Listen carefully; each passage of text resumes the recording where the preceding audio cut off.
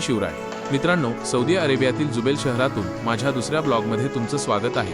आज मी तुम्हाला येथील भाजी मंडईतील आमच्या अनुभवाबद्दल सांगणार आहे। चला तर मग सुरू करूया आजचा जुबैलमधील भाजी मंडईचा अनुभव।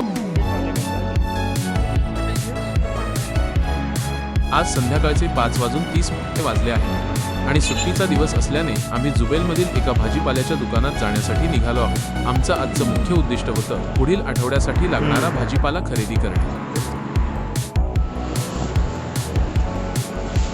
सौदी अरेबिया हा एक वाळवंटी देश असल्यामुळे येथील स्थानिक शेती फारशी विकसित नाही, त्यामुळे भाजीपाल्यासाठी सौदी अरेबियाला मोठ्या प्रमाणावर आयातीवर अवलंबून राहावे लागते।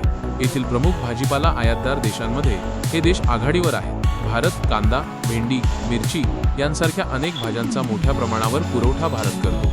बांगलादेश विविध प्रकारच्या भाज्या आणि संबंधित उत्पादने बांगलादेशातून येतात। पाकिस्तान सौदी अरेबियासाठी भाजीपाल्याचा पाकिस्तान हा एक महत्त्वाचा स्रोत आहे।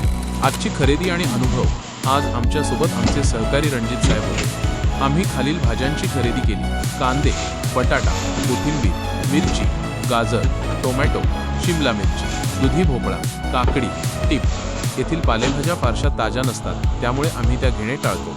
सर्व वस्तूंचं वजन करून घेतलं आणि एकूण 34 रियाल सुमारे 782 रुपये एवढा खर्च आला। येथील भाजी आणि किराणा दुकानदार खूपच मनमिळावू आणि मदत करणारे आहेत। त्यांचं बोलणं आणि वागणं खूप आपुलकीचं वाटतं। एक खास मराठमोळा क्षण, फ्लॅटकडे परत येताना रस्त्यात आम्हाला एक बकाला म्हणजे किराणा शॉप दिसला। तिथे गेलो आणि आश्चर्यचकित झालो, कारण तिथे आम्हाला कोकणातील एक मराठी दुकानदार भेटला। त्याच्याशी मराठीत संवाद साधायला मिळाला। गावाकडची आठवण झाली। आपल्या भाषेची ऊब आणि त्याच्या बोलण्यातली आपुलकी हृदयात घर करून गेली। परदेशात आपलं माणूस भेटल्यावरचा आनंद काही वेगळाच असतो।